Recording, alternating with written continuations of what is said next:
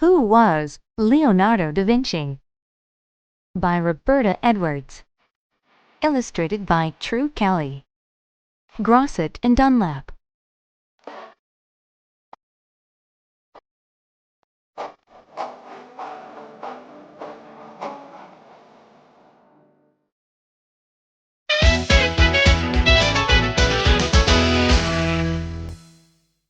Who was Leonardo da Vinci? Some people are enormously talented, and then there is Leonardo da Vinci. He lived at a time when there were many extremely talented people all around him. Even so, he stood out. He could draw and paint better than anyone. One of his paintings, the Mona Lisa, is the most famous painting in the world. He was a scientist hoping to unlock the secrets of the natural world. He was an engineer and inventor. He designed a bicycle that would have worked 300 years before the first bike was actually built. He was an excellent athlete, a fine musician, and he was handsome. Although there are no known paintings of him, whenever people of the day described him, they always mentioned his good looks. "I want to work miracles," he stated. Yet, he often met with failure. And while he could be charming, he mistrusted almost everyone. He was a loner. He had no family of his own. For 16 years, he didn't even have a home of his own. By his own standards, Leonardo was a disappointment. He never reached the goals he set for himself. His greatest works were left unfinished. Nevertheless, what he did achieve in 67 years still sets the standard for human excellence. It is hard to imagine someone doing better.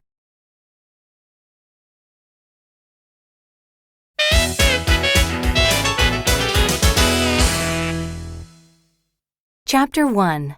An Unwanted Boy. On April 15, 1452, in a tiny hill town in Italy, a baby boy was born. His father was a well-to-do businessman, Ser Piero. His mother, Caterina, was a poor young peasant girl. We don't even know her last name. Their baby was named Leonardo. Because the town he came from was called Vinci, he was known as Leonardo da Vinci. That means Leonardo from Vinci. Leonardo's parents weren't married. His father was ashamed of the baby and left him with his mother. Ser Piero married another woman, someone more respectable, and started a new family. He moved nearby to the busy city of Florence. Caterina did not want to keep her baby either. She cared for him for only a year or two. Then she, too, married someone else and began a new family. So what was to become of little Leonardo? Ser Piero's answer was to leave the baby with his parents. But Leonardo's grandparents were old. His grandfather was 85 at the time. At their age, what did they want with a toddler? Still, they took him in. They fed him, clothed him, and gave him a home, but little else. No one loved the little boy. The only person who showed interest in him was an uncle named Francesco. Francesco was a farmer, and he loved the beautiful countryside around Vinci. He would take long walks in the hills, which were covered with olive trees. Leonardo would go with him. It was there on these walks that Leonardo grew to love the natural world. The rolling shapes of the hills, the silvery leaves of the olive trees, the flight of birds, and the soft, misty sunlight. Everywhere he went, Leonardo took a little notebook with him. He made drawings of anything that interested him: a plant, ducks in a stream, flowers, an insect, some cows. Paper was very valuable, but Leonardo was lucky. Because of his father's business, there was always a supply. It was one of the most important things Ser Piero ever gave his son. Parchment and paper. Parchment is made from the skins of animals such as sheep, calves, or goats. The skin is dried and treated until it becomes flat and paper-like. Parchment is much stronger than paper. It is more expensive too. The beautiful prayer books and Bibles copied by hand in the Middle Ages were on parchment. Parchment is rarely used today. Paper was first made in China almost 2,000 years ago by using bark from the mulberry tree. Today, the finest paper is made from cloth rags. Paper was made by wetting and pounding the material until it separated into fibers or strands. These were then broken down into a liquid-like substance that was poured onto a mesh mold. After the substance drained on the mold, it could be lifted off as a sheet of paper. In Europe, paper was introduced by the Moors of northern Africa. The first paper-making mill was built in Spain around 1150. Even when he was a young boy, Leonardo had an amazing talent for drawing. Drawing seemed to flow out of his fingers onto the paper. His rabbits and birds didn't look like drawings. They looked alive. He understood the beauty of nature. He also knew its dangers. When he was only 4 years old, a terrible hurricane struck the countryside. Farms were destroyed, and many people were killed. Then, when he was 10, the Arno River flooded Florence. Leonardo watched the storm and saw the flood. He never forgot either. All his life, he drew pictures of moving water. Water was a source of life for animals and plants. It was also a source of destruction. Leonardo wanted to understand both sides of this force and to control its power. His father must have been aware of his son's gift for drawing. All it would have taken was one look at one sketch. Ser Piero was a practical man. He knew Leonardo's choices in life were limited. Because Ser Piero never married Caterina, Leonardo could not attend a university. He could not be a lawyer and businessman like his father. He could not become a doctor. But he could work in one of the art studios in Florence. Being an artist was a respectable trade. Ser Piero decided to take Leonardo to the city. There, he arranged for him to live and work with a famous artist. His name was Andrea del Verrocchio. This was certainly the best thing Ser Piero ever did for his son. It changed Leonardo's life forever.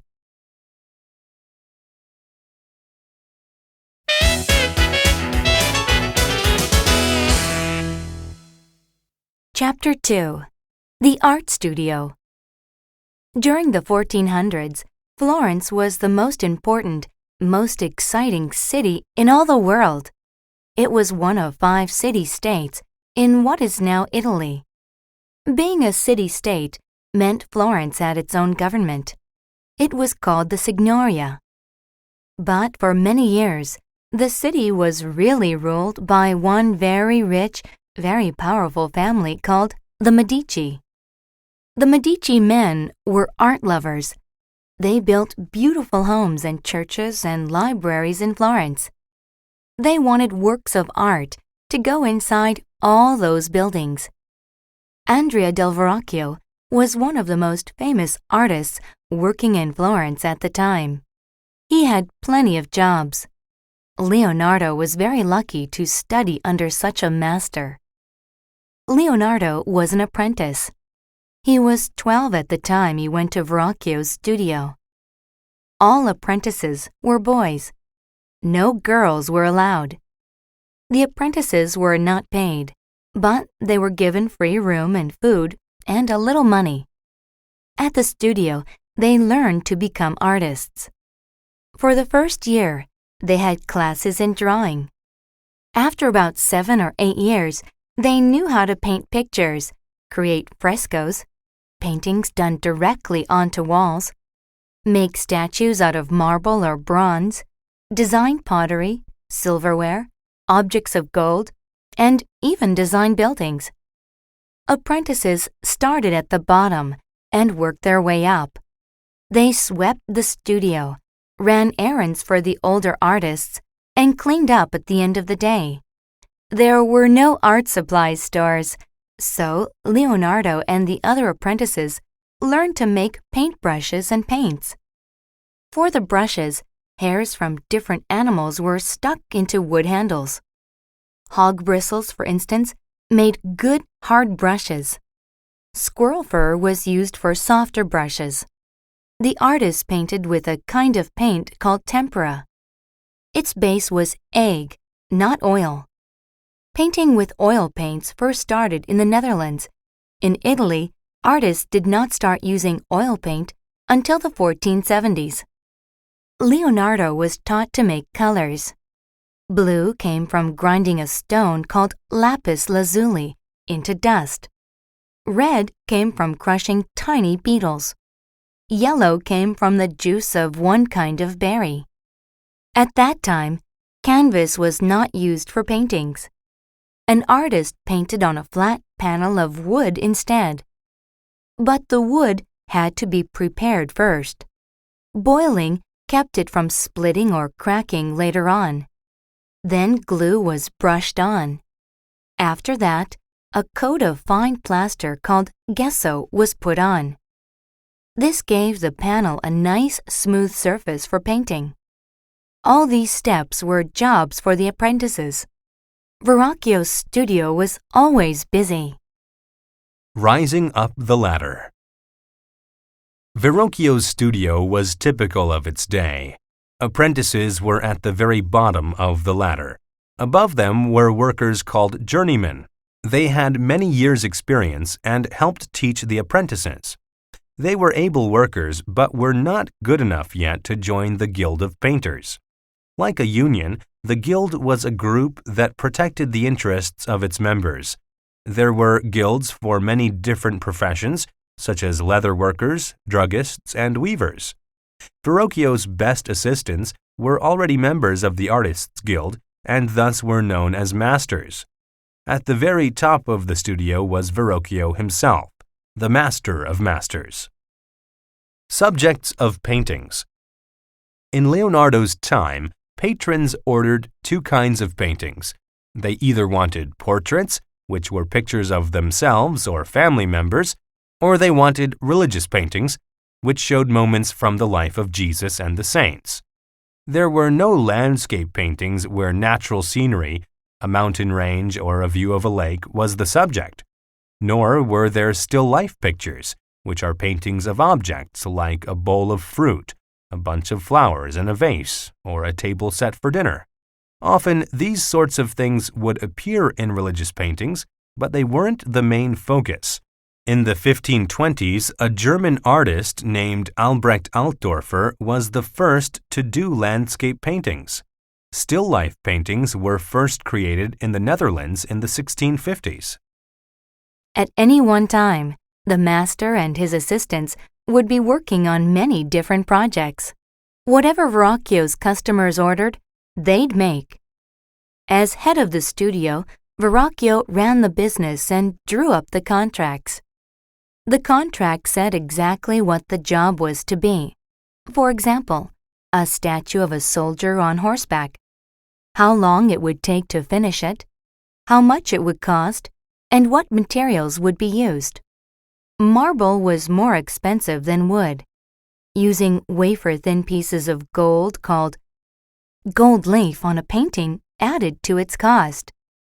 And only Verrocchio, the master, signed the works of art. Right away, Verrocchio saw that young Leonardo had special talent. He was a natural. So, soon after he learned the basics of the trade, Leonardo was allowed to do more important work. Customers, or patrons as they were called, often gave religious paintings to one of the important churches in Florence. A painting might be of Mary and the baby Jesus in the manger with Joseph and the wise men and shepherds. Sometimes the patron would have his wife and himself put into the picture too. They might appear at the sides, kneeling and praying. They were almost always smaller in size than the saints. On Sundays, when people came to church, they saw the beautiful painting of Mary and her baby and the patron who had paid for it. It was a lovely gift to the church. It also showed how rich and important the patrons were. Verrocchio received a commission to do a painting of the baptism of Jesus. In it, Jesus is standing in a rocky stream. St. John pours water over his head. At the left in the painting are two angels. Verrocchio himself painted almost everything except one of the angels. The angel is staring at Jesus in a way that shows he understands the importance of what he is watching. His face is sweet and wise. Leonardo painted the angel, and he is so full of life that everything else in the painting looks stiff. Verrocchio realized Leonardo was a genius. He had talent like no one he had ever seen before. Verrocchio understood that even he himself was not as good as his young apprentice. The story is that after he saw Leonardo's angel, Verrocchio never took up a paintbrush again. He went on to do more statues and items of gold, but he never did another painting.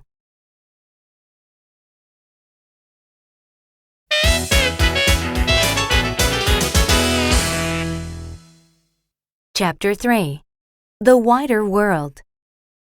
Leonardo stayed at Verrocchio's workshop a long time, 13 years. He became a master and a member of the guild. But he didn't move out to start a studio of his own. Perhaps Verrocchio's studio felt like a home to Leonardo, a place where he belonged and was wanted. Verrocchio was a kind master, and the two were probably quite close. Florence was also an exciting place to live. It was full of new ideas. It was also a city with books. Lots of books. Until the mid-1400s, there were no printed books. Every book was copied by hand. Sometimes beautiful pictures were painted on the pages. The result was a work of art in itself. But it took a long time to make a single book. Then, around 1450, in Germany, a man named Johannes Gutenberg made a discovery. He figured out how to build a printing press. It used letters made of pieces of steel. They could be moved around to create different words. An inked page of type could be printed onto paper many times. The Bible was considered the most important book, so the first titled print was a Bible. Very quickly, however, other books were printed as well. Books on math, books of maps, books by great thinkers of the past, like Plato and Aristotle. With more books available, more people started learning to read. As a child, Leonardo had been taught to read and write. He also knew simple math. But that wasn't enough for him. He wanted to learn about everything. He couldn't attend a university, but he could teach himself. So he started buying and collecting books. He continued to do this all his life. Artists needed math in order to make paintings look three-dimensional or 3D. In the Middle Ages, paintings didn't look realistic. The people in them looked flat, like a king or a queen on a playing card. The buildings looked flat too, like pieces of scenery in a play. But in the 1400s, an artist named Filippo Brunelleschi figured out a way to make paintings appear to have depth. A person looking at a painting would be tricked into thinking it was something in real space. For instance, figures close up had to be much bigger than figures that were supposed to be far away. This is called painting in perspective. A painter needed math to measure out the correct spaces for figures on the wood panels. The rebirth. The French word Renaissance means rebirth. It is the name given to one of the most exciting periods in history. It's impossible to give exact dates, but the Renaissance lasted from the early or middle 1400s to around 1600. The word is French, but the red-hot center of the Renaissance was Italy. It was a time of creativity, new ideas, and new ways of thinking. The purpose of life was not solely to die and go to heaven. There were great things that people could accomplish here on earth. The term Renaissance man refers to someone who is good at everything. Leonardo was a classic example of one. Artists now celebrated the human body in lifelike paintings. Scholars studied works of ancient Greek and Roman thinkers that had been lost for centuries. Explorers sailed to unknown parts of the world. New continents were discovered. Scientists were making startling discoveries, too, about the universe. In many ways, the Renaissance was the start of modern times. Leonardo was a great painter because he followed the rules and then made rules of his own. There was magic in his fingers. He blurred hills and valleys in the background of a painting. Just a little bit. They looked as if they were blending into the sky. This is exactly how faraway mountains appear to our eyes. They don't have sharp details or sharp outlines. In 1478, when Leonardo was about 26 years old, he completed a whole painting. It is a scene of the Annunciation. The Annunciation was when an angel appeared to Mary. He told her that she was going to have a son named Jesus. In Leonardo's painting, Mary is wearing clothes that a woman of the time would have worn. She is sitting in a walled garden. The landscape in the background looks very much like the hills of Vinci. The picture is very peaceful, and yet it also has drama. The Annunciation is one of only 13 paintings that experts are sure that Leonardo painted, and 3 of those 13 aren't finished. Why did he paint so few? It wasn't that he died young. He lived well into his 60s.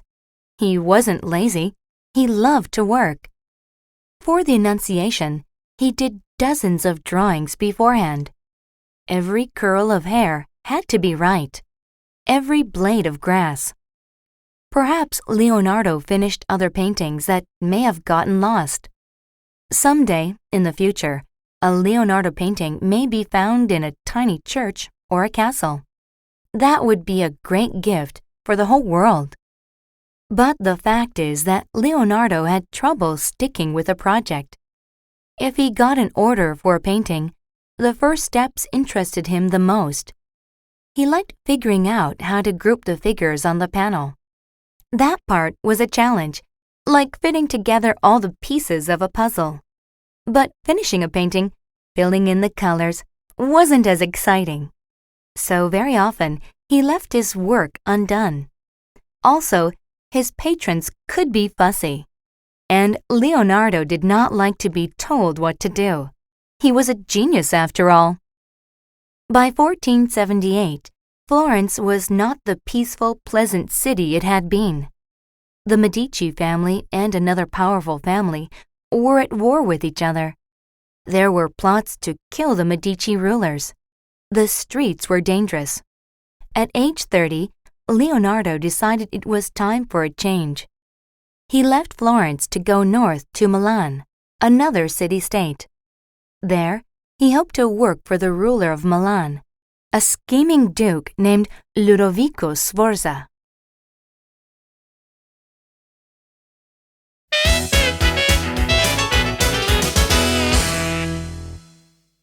Chapter 4. Moving on. Milan had a famous university, but it was not a center for famous artists like Florence was.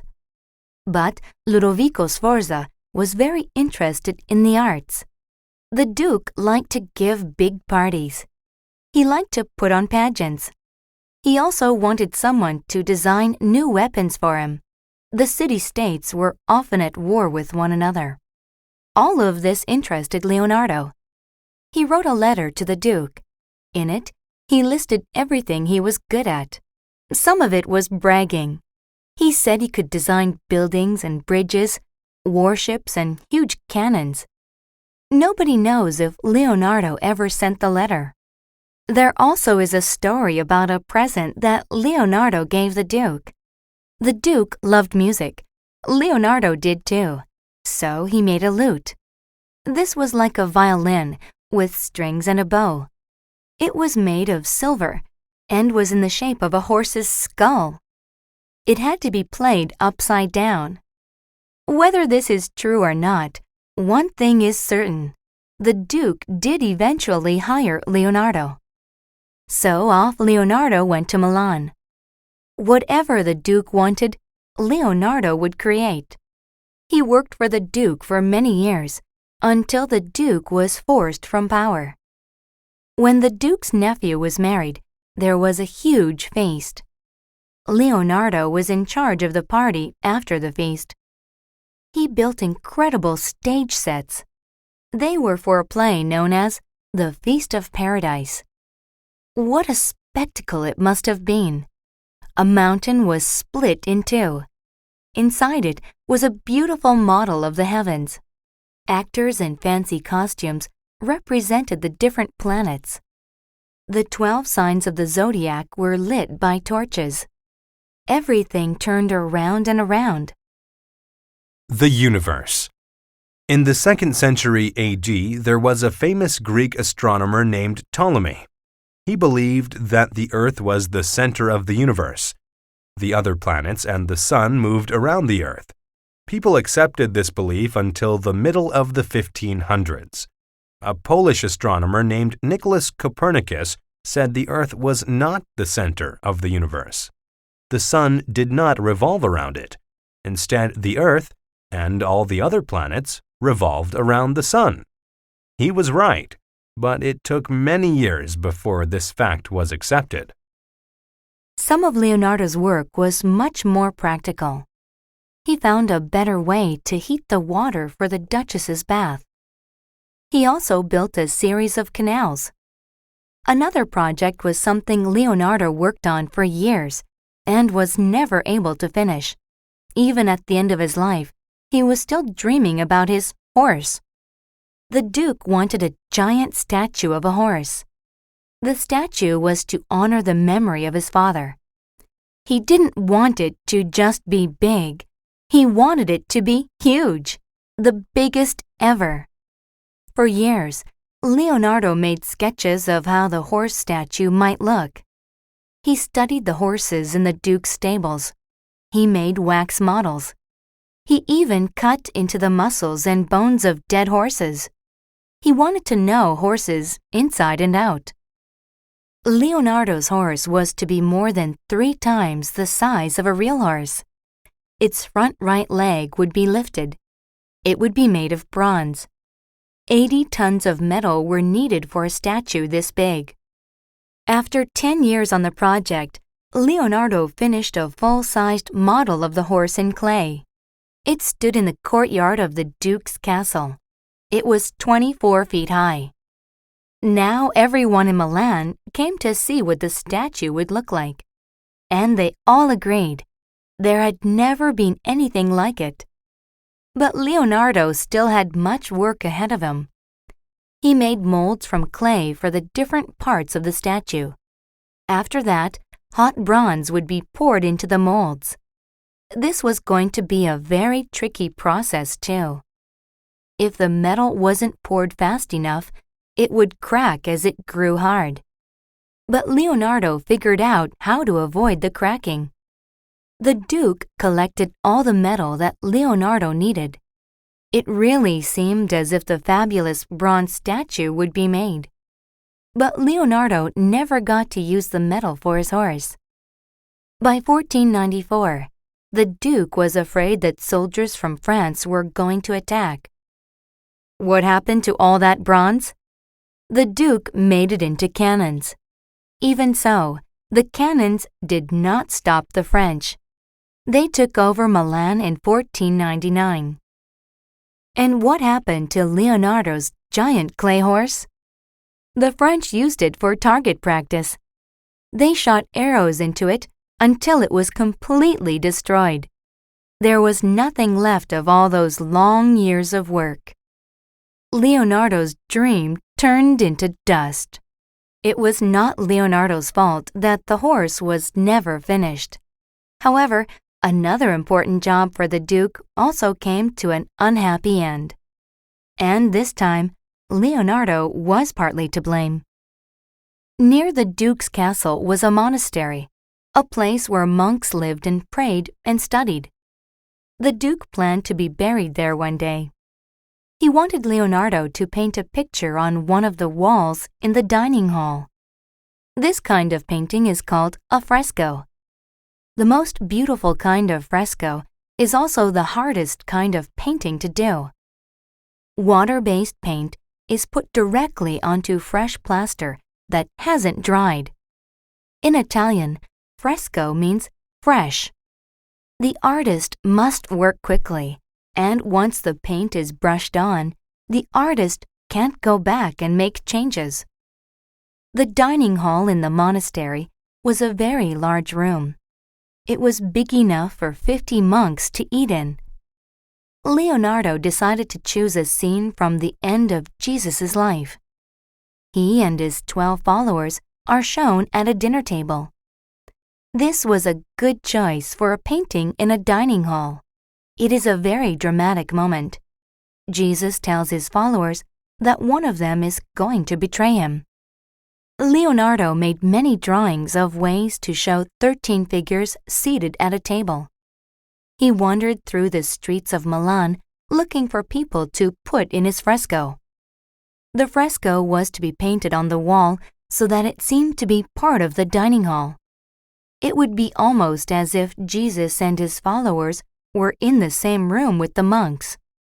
Even the table and the dishes in the painting were the same kind the monks used. The fresco is called The Last Supper and is one of the most famous works of art in the world.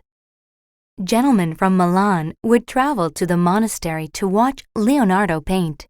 He didn't mind. In fact, he liked to hear their opinions of the picture. A 17-year-old boy often came to watch, too. He grew up to be a writer and left accounts of the Last Supper. He wrote that sometimes Leonardo would come into the dining hall very early in the morning. He would paint the entire day from sunrise to sunset. He would not even stop to eat or drink anything. Then on other days, he would stand in front of the painting and scold himself. It wasn't good enough. And sometimes he would dash in from working on the horse statue. He would make 1 or 2 brush strokes and then leave. In the fresco, Jesus is shown in the center, with 6 men on either side of him. He looks very calm, but sad. The followers react to his news with horror. Each side seems to back away from him, like a shockwave. One of the men, however, seems separated from the group. He is leaning forward, his arm on the table. He is named Judas, and he is the one who will betray Jesus. By 1497, the Last Supper was completed.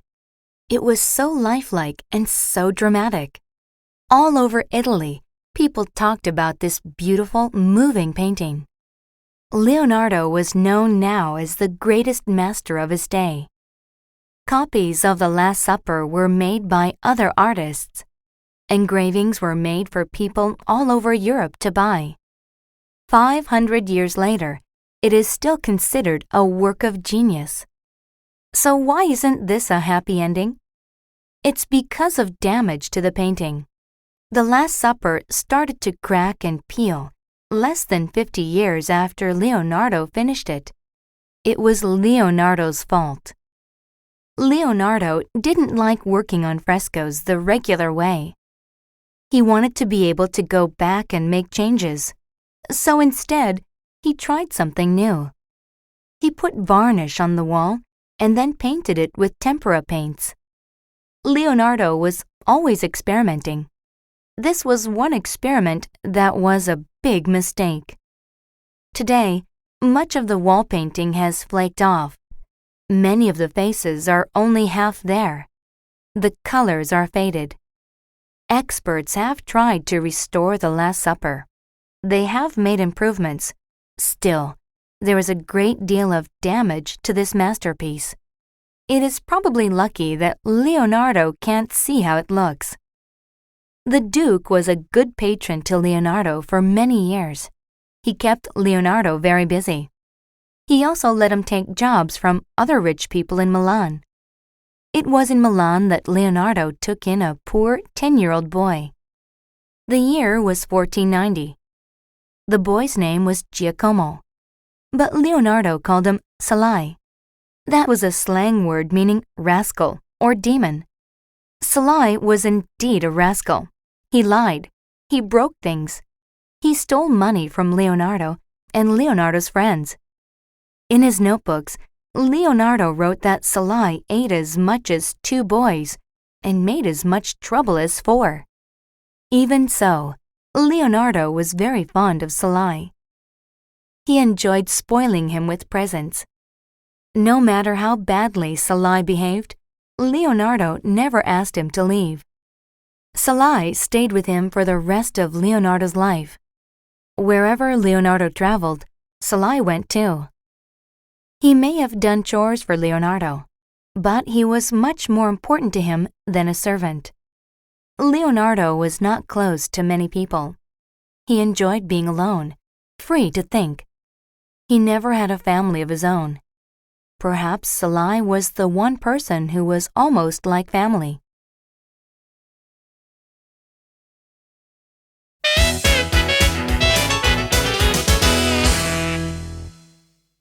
Chapter 5. Wandering.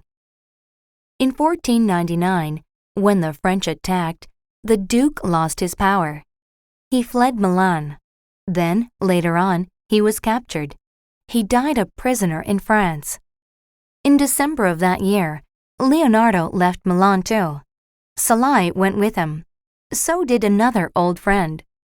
Leonardo did not have a real home again for 16 years. He took very little with him as he traveled from place to place. Only the most important things did he keep with him, like his notebooks. In Milan, he had started keeping notebooks full of drawings and ideas. Leonardo kept filling up notebooks for more than 30 years. His plan was to write an encyclopedia about everything. Like the horse statue, this was another great big project. And, like the horse statue, it was a job he never completed. However, the notebooks are still priceless treasures. The pages are illustrated with beautiful drawings of everything that had interested Leonardo. They are among the most beautiful drawings in the world. There probably were a total of about 13,000 notebook pages. But after his death, many pages were torn out and sold. Some notebooks were cut apart. Some disappeared. Some were rediscovered hundreds of years later. Today, there are 10 different collections of Leonardo's notebook pages. Only half the pages, about 6,000 pages, are known to exist. They are in different places all over the world. There is always the hope that someday more notebook pages will turn up. Bill Gates, the founder of Microsoft, bought one collection of pages. It is all about water. It is called Codex Atlanticus. Sometimes it is displayed in museums. In it are drawings of waves and currents, drawings of ripples in water, drawings of a drop of water as it splashes into a puddle. Leonardo's eyes were so sharp, he could see all by himself what today's high-speed cameras can reveal. There are experiments that Leonardo did with water. In all the notebooks, his handwriting is reversed. This is called mirror writing. A mirror must be held up to the writing before it reads correctly. Why did Leonardo write this way? Nobody knows. He was left-handed, so maybe writing this way came most easily to him. Or he may have wanted to make it hard for anybody else to read the pages. Maybe he worried that other people might steal his ideas. Maybe he just wanted to keep his ideas secret. Leonardo's interest in water went all the way back to his childhood from the storms he saw. But water was only one of the subjects he planned to cover in his encyclopedia. He wanted to understand and explain light. What was it made of? He wanted to understand how eyesight works, why birds can fly, and all the different parts of the human body. He came up with a list of about 20 big subjects. Just one page of a notebook might have little drawings of bird wings and feathers, along with thoughts about music and ideas for new weapons or sketches on building dams. Leonardo never stuck to one subject. He'd go back and forth among many. The notebook pages are crammed with writing and beautiful drawings. It is almost as if whatever jumped into his mind, he put down on the page. What the notebooks reveal is the mind of a true genius. Leonardo was interested in all kinds of machines. Machine parts interested him too. Screws and hinges and joints and hooks and springs. It may be strange to think of a drawing of a door hinge as beautiful, but when Leonardo drew one, it was. He wanted to invent vehicles for people to use on land, in the air, even underwater. His design for a bicycle used a chain just like bikes do today. He designed a parachute and something like a submarine. One of his notebook drawings show a flying machine with a rotor blade at the top. It was meant to twirl around and around, like a helicopter. Leonardo was sure that one day people would fly. He said, "It lies within the power of man to make this instrument." The story is that Leonardo would go to the marketplace where he would buy birds in cages. Then he'd bring them home and set them free. How did they flap their wings? What made them able to fly? Why were they able to land safely without breaking their legs? He longed to discover the answers. He made lots of drawings of bird wings and how feathers grew on wings. He studied bats too, and he made drawings of their wings. He tried to make wings for people that worked by using pulleys, cranks, wheels, and shock absorbers. One drawing had a pair of back pedals and a hand crank to make the wings move. Using another pair, a person would have had to flap the wings using muscle power. The wings' bones would be made of wood, the muscles from leather, and the skin from cloth. Did Leonardo actually build any wings? Did anyone try them out? Nobody is sure. In the notebooks, he mentions testing the wings on a hill near Florence. If so, he may have jumped from the top of the hill and glided in the air for a little while. But he could not have flown. The wings would not have worked, for more than one reason. First, they were way too heavy. Also, it takes a lot of force to lift a heavy object off the ground and keep it in the air. The force of human power wasn't strong enough. And in Leonardo's day, engines with strong power had not yet been invented. Of course, Leonardo was right. People did learn to make flying machines, but it didn't happen until December of 1903. That is when the Wright brothers' airplane flew for 12 seconds. That was almost 400 years after Leonardo died. He was a man way ahead of his time. For a while, Leonardo worked for another duke in Italy. His name was Cesare Borgia. He was power-hungry and bloodthirsty. Leonardo designed weapons for the duke's troops to use in battle.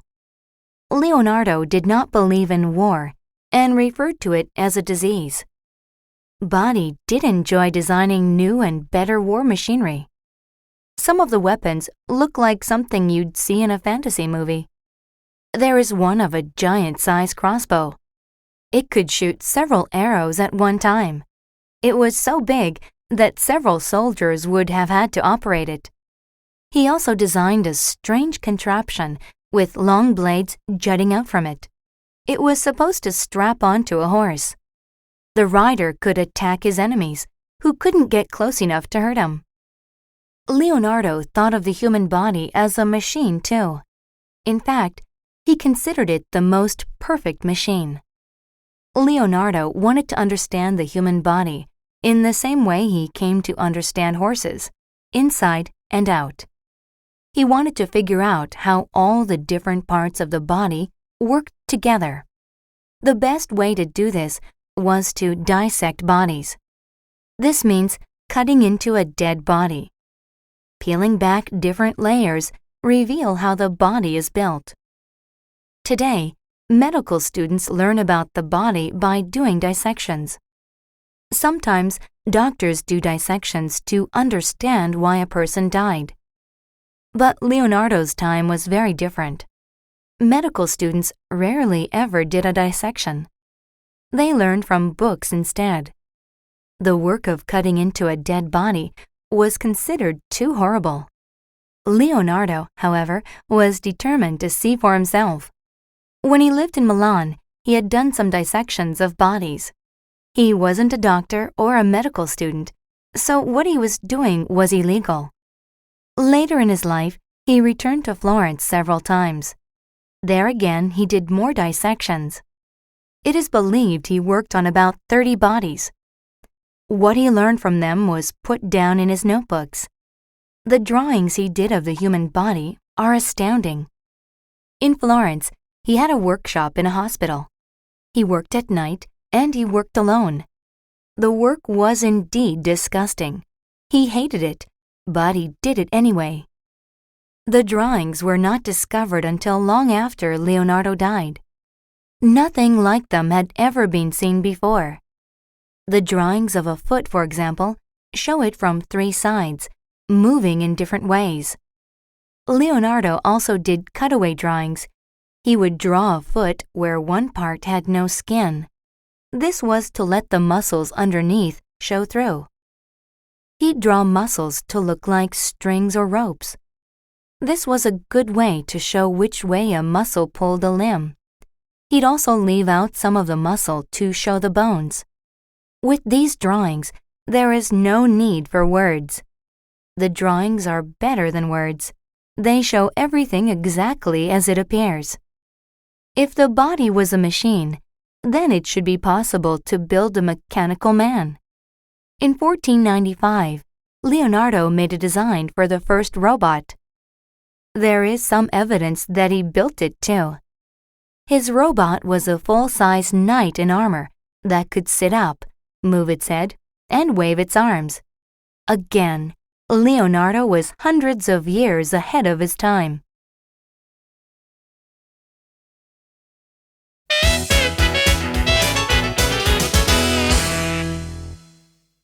Chapter 6. The Battle of the Artists. Leonardo was one of the greatest artists of the Renaissance, but he was not alone. The Renaissance in Italy was such a special time because it produced so many talented artists. Besides Leonardo, the 2 other greatest names belong to Raphael and Michelangelo. Raphael Sanzio was born in Urbino, Italy on April 6, 1483. He first learned to draw from his artist father. When he was 21, he went to Florence, where he studied the works of Leonardo and Michelangelo. In his day, Raphael was the most popular painter. His lovely pictures of Mary and the baby Jesus have a special sweetness and harmony. His colors are strong and pure, never jarring. Everything in a Raphael painting seems to be exactly where it belongs. Later in his career, he worked in Rome for the same pope as Michelangelo. Raphael painted 2 giant frescoes. One is called The School of Athens, which portrays the great thinkers of ancient Greece. Plato and Aristotle stand in the center. Sadly, Raphael died young, on his 37th birthday. Michelangelo Michelangelo's full name was Michelangelo Buonarroti. He was born in Caprese, Italy in 1475. He had a long and successful career, but he didn't consider painting his true calling. He thought of himself as a sculptor first. He loved working in beautiful Italian marble. Besides his famous statue David in Florence, another of his great works is one of Mary holding the body of Jesus.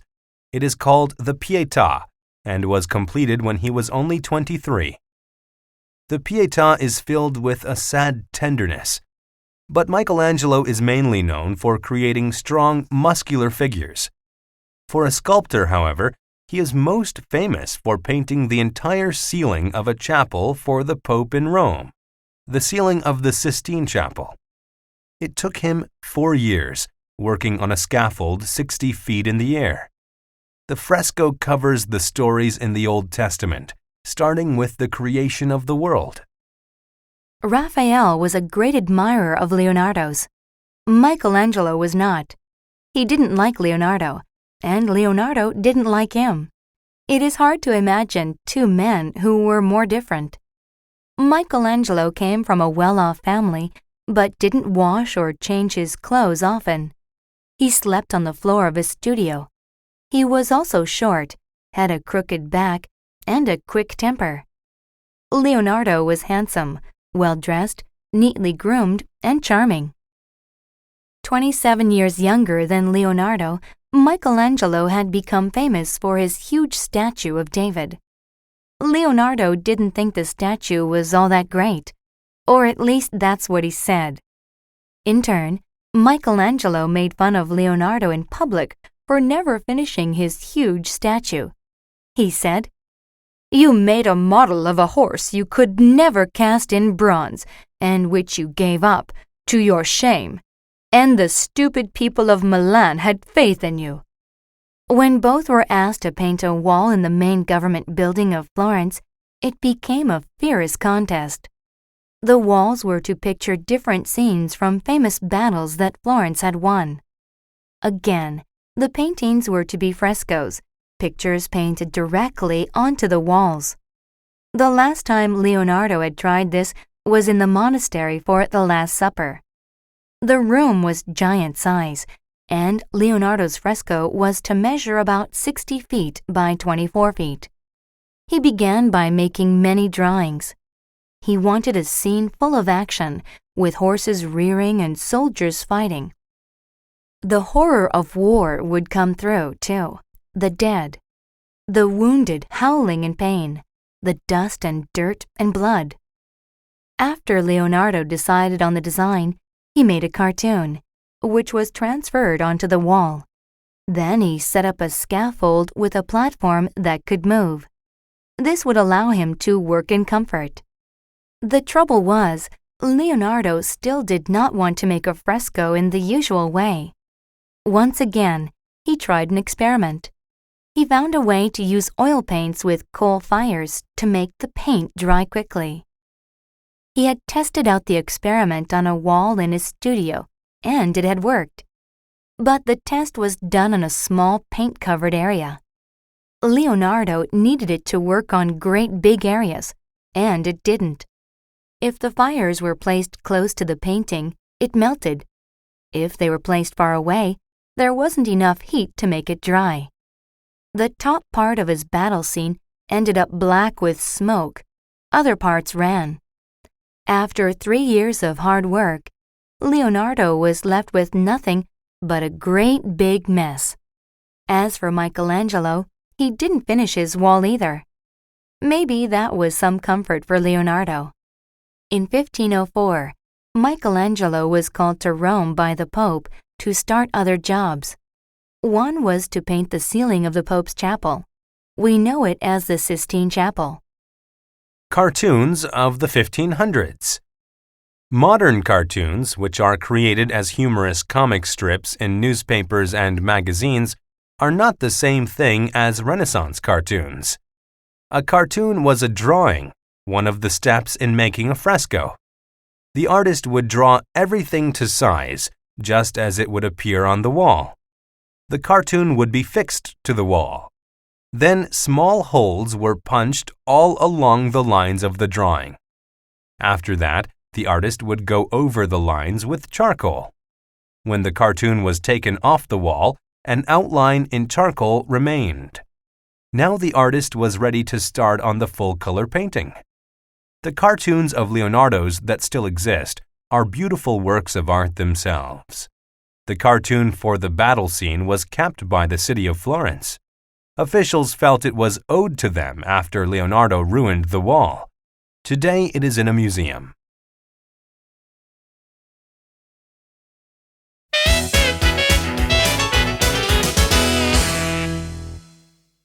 Chapter 7. Leonardo's Ladies.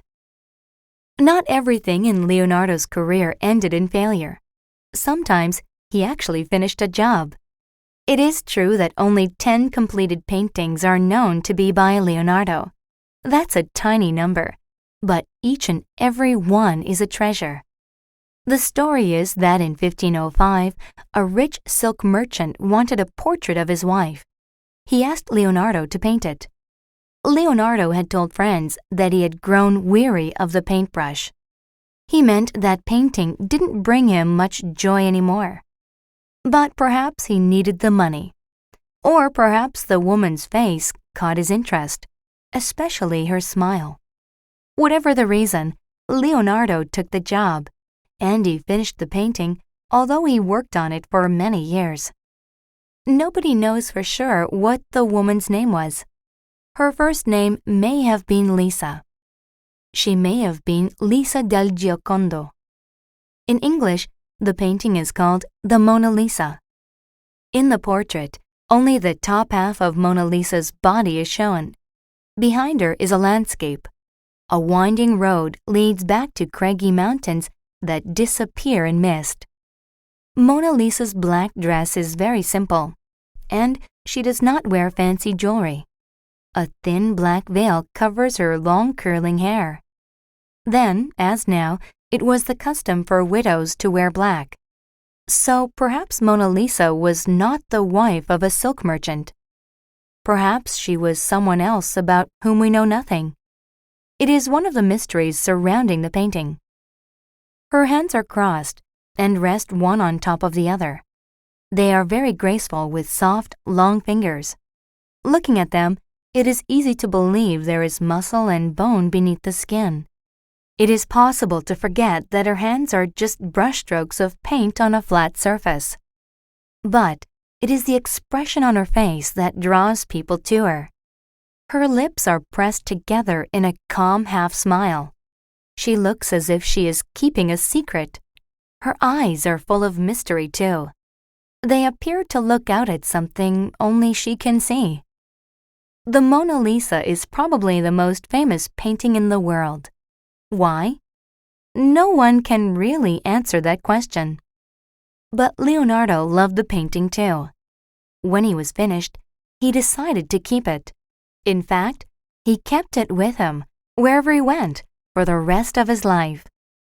Many people consider another portrait of a woman by Leonardo even more beautiful than the Mona Lisa. It is called Young Girl with Ermine. An ermine is a type of weasel. In winter, its coat turns white, just as it appears in the painting. Ermine hairs were used for paintbrushes, so it's possible that Leonardo painted the ermine with an ermine brush. Why is an ermine in the picture? It may be there as a play on words. The young girl's name was Cecilia Gallerani, and Gale in Greek means ermine.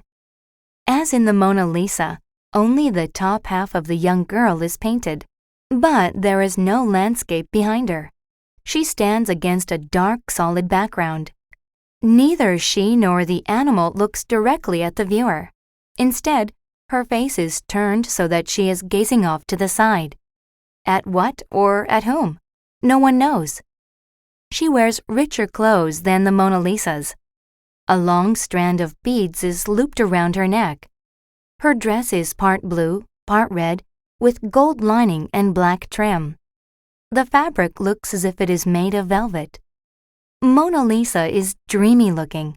The young lady here looks like she has a quick, sharp mind. You can see it in her alert eyes, the set of her mouth and chin. One hand holds the ermine closely against her shoulder.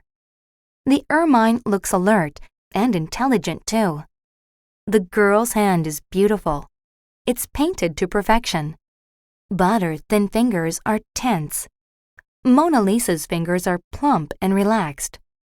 Through the poses and the faces, Leonardo catches the soul of two very different women. Young girl with ermine is not as famous as the Mona Lisa. It hangs in a museum in Krakow, Poland. The Mona Lisa is in the Louvre, a famous museum in Paris where crowds come every day to see her. Which painting is more beautiful? People lucky enough to see both must decide that for themselves. Another Leonardo portrait of a young woman is in the National Gallery of Art in Washington, D.C. It is the only painting by Leonardo in the United States. Her name was Ginevra da Vinci. It is even smaller than the Mona Lisa or Young Girl with Ermine. The bottom was cut off at some point, so now the painting shows only Ginevra's head and chest. Her skin is almost ghostly pale. Her eyes seem sorrowful. It is very hard to read her expression. That is one of the reasons why people keep looking at the painting. Portrait of Ginevra da Vinci is haunting.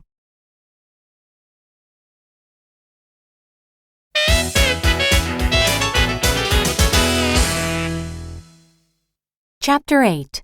Losses. In 1504, Leonardo's father, Ser Piero, died. He was 78 years old. There was no will, and Leonardo ended up receiving nothing. All the money went to Ser Piero's other children. Then, in 1507, Leonardo's uncle Francesco died. He had been the only relative to show him any affection. Francesco did have a will. Everything was left to Leonardo. Francesco wanted Leonardo to have all his land and money. But Leonardo's half-brothers and sisters were furious. They went to court. What Leonardo ended up getting was the use of Francesco's land and money. After Leonardo died, it would all go to his relatives. Leonardo was almost 60. He had health problems. He had no home, and not all that much to show for his many years of work. But at a time when he needed a patron, one appeared. The man appreciated Leonardo for the genius he was. He provided him with a lovely home and garden. He let Leonardo bring along Salai and his other good friend, Francesco Melzi. All the man asked of Leonardo was his company. The man also happened to be a king. King Francis I of France had a grand house in Amboise. That's in the northern part of France. Leonardo was given a beautiful brick and limestone house to live in. He brought along his book collection, his notebooks, and 3 of his paintings. One of them was the Mona Lisa. A tunnel connected the 2 houses. Each day he was in Amboise, the king would come to visit and talk. He would pick a subject and ask Leonardo his opinions. The king evidently felt it was an honor simply to be in Leonardo's presence. And so Leonardo finished out his life in France. On May 2nd, 1519, he died. One story says that he died in the king's arms. Another says that his last words were about his horse statue. If only he had been able to complete it. He was buried in a chapel in Amboise. It may not be a happy ending, but it isn't a sad one either. The notebooks. Leonardo left his notebooks to his friend Melzi, who tried to organize them. All the pages on art were assembled and published as a book. It was called Treatise on Painting. A treatise explains a person's ideas on a subject, so this book explains Leonardo's ideas about painting. For some reason, the book wasn't published until 1651, more than 130 years after Leonardo's death. The rest of the notebook pages remained unknown to the world for far longer. The sheets that weren't lost or stolen or cut apart didn't come to light until the early 1800s. The most recent ones were found in 1965. They turned up in Madrid, in the stacks of the National Library.